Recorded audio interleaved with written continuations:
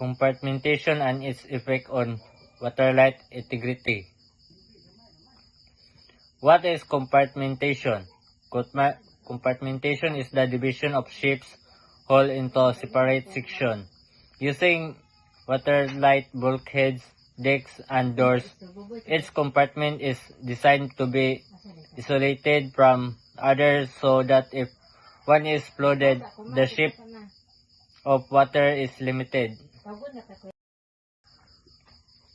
How compartment works? Compartmentation divides a ship into watertight sections using bulkheads and sealed doors. When damage occurs, water enters only one compartment. This prevents flooding from spreading to other areas, helping maintain stability and buoyancy.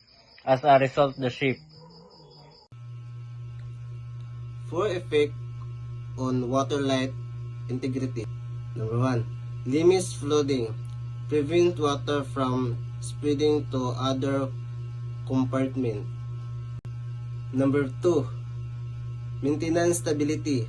Reduce the tilting or imbalance of the ship. Improve buoyancy. Helps the ship stay afloat even with damage.